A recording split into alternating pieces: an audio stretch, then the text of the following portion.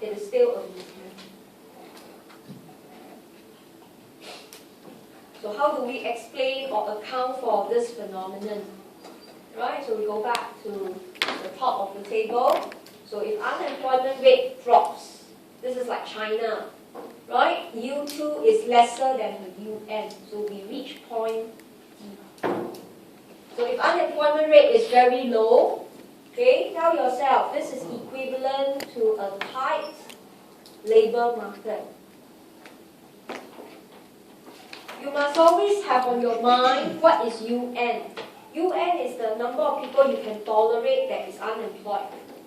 They are unemployed because they have the wrong skills, they have the wrong attitude, their wages is too high, that's why they are out of job. But now they are even employed. This clearly shows the labor market is in a very tight situation. So a lot of times students can't embrace this. They just say, oh, unemployment rate drops. But what does it mean to drop and lower than UN? It means the inefficient workers are even employed. Right? Therefore, the rest of the workers will bid up wages. Right? Everybody has the influence to push wages up because they know labor is in shortage. So in this case, firms will still increase price, but now faster. And therefore, inflation rate will rise to pi 2.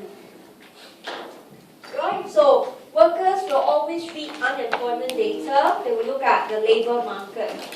That tells them whether to bid wages up or down, and that affects prices and inflation rate.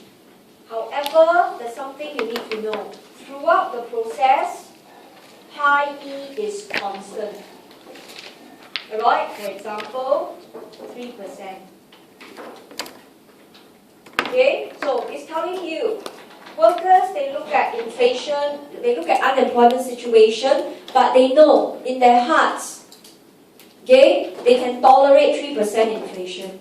So whether they ask for wages to go up or down, they know there is expected inflation, say of 3%, due to food prices, transport prices, or even,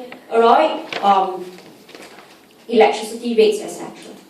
So throughout the process, whether you move from A to D or A to B, your pi E is unchanged. Inflation rate may have gone up, but you still think that eventually inflation is only 3%. Okay, right? So that's something you need to take note. So this is the short-run Phillips curve. Okay, and therefore, for some of you who came from the poly or the JC, okay, back in your old days, you do this. Don't draw, but just to show you. You draw your Phillips curve like this. And this is pi, and you put a 0, and this is u.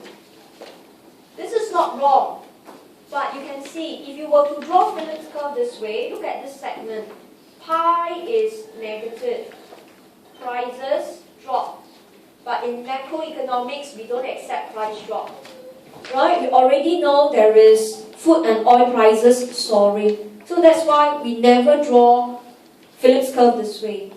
The second reason why we can't use this Phillips curve is because at this point is UN. So when U equals to UN, you are saying that pi equals to 0 equals pi E. Expected inflation will never be 0, right? All of us expect inflation to be about 3%. Okay, so this Phillips curve that you see in some very basic textbook, some of you are using, Parkin or John Sloman, they are using this curve. Conceptually, it's sound, but in the study of macroeconomics, it's not valid anymore. So you must be very careful. Okay, right? But ultimately, the Phillips curve is still downward sloping, showing you that inflation and unemployment goes opposite direction. Okay, so this Phillips curve was very useful for economies to make prediction. Okay, so that is what happens to US, that they realize, okay, there is always a movement along the simple Phillips curve.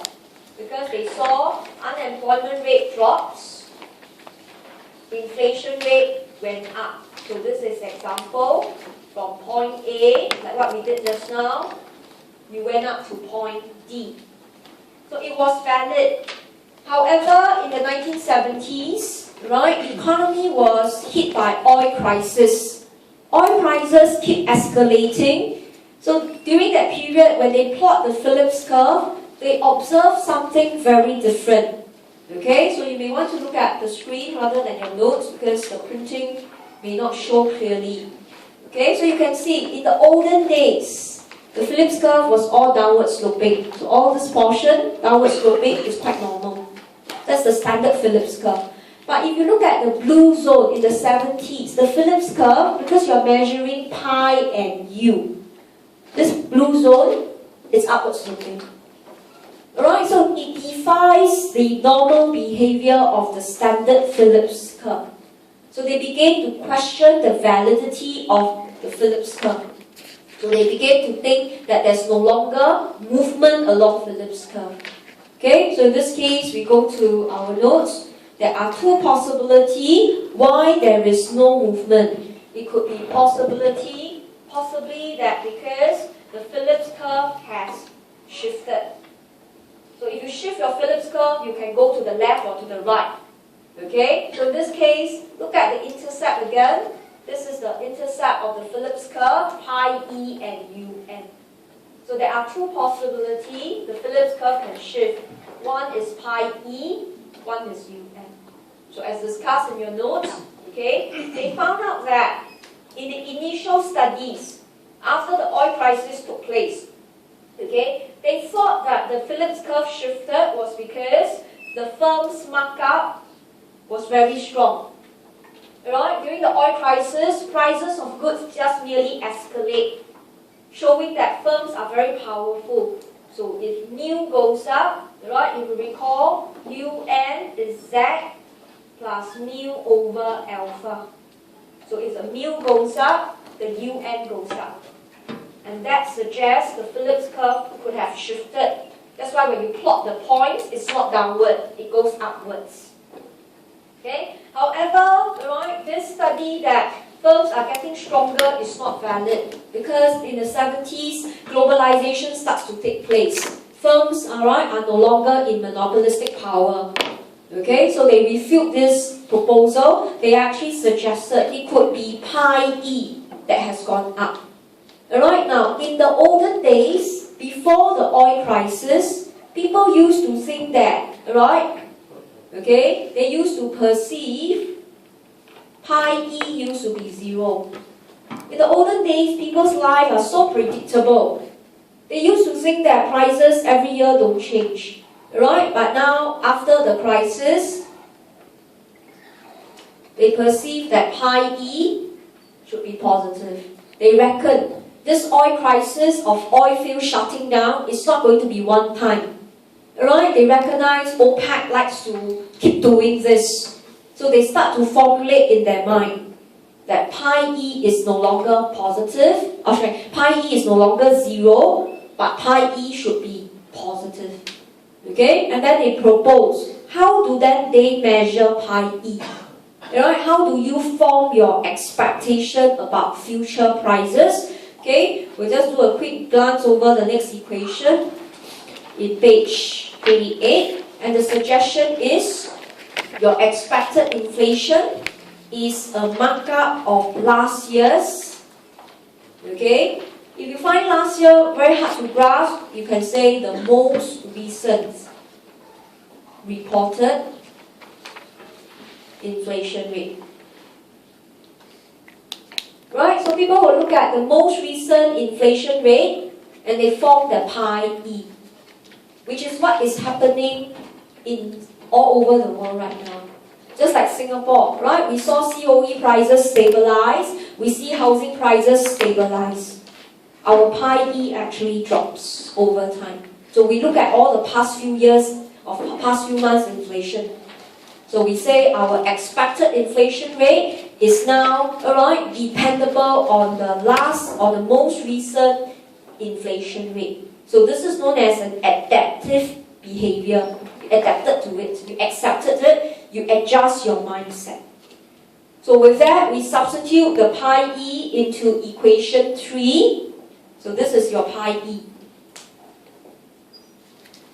Alright, okay, so you merely rewrite the Phillips curve, that's all. replacing the pi e by delta pi t minus 1. It means a fraction of last year's inflation.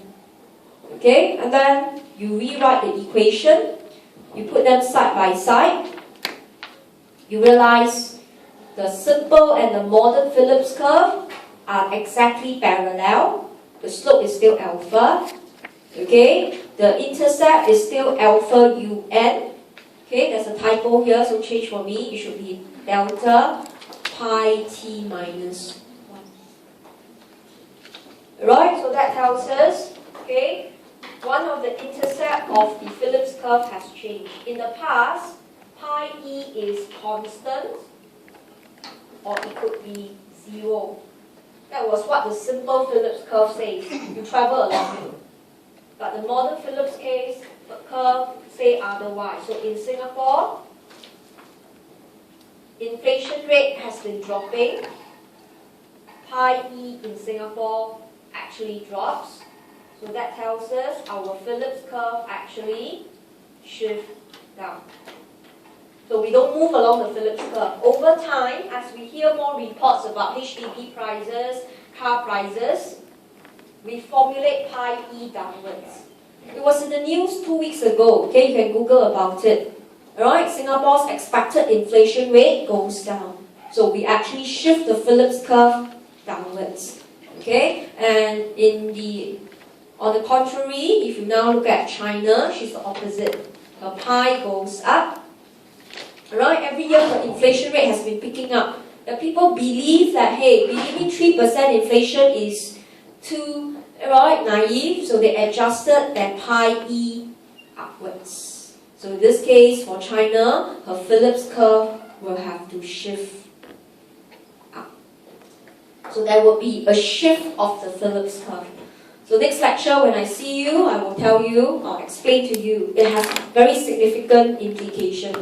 When the Phillips curve now can shift, alright, the economy will not have the trade-off that we see, either going left or right. It will stay vertical.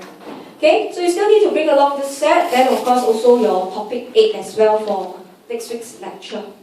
Okay, so 8:30, right? 11:30. 11:30. Oh, so I still have time, sorry. I saw the wrong time. So let's continue. Okay, so this is the Phillips curve, in this case, that will shift.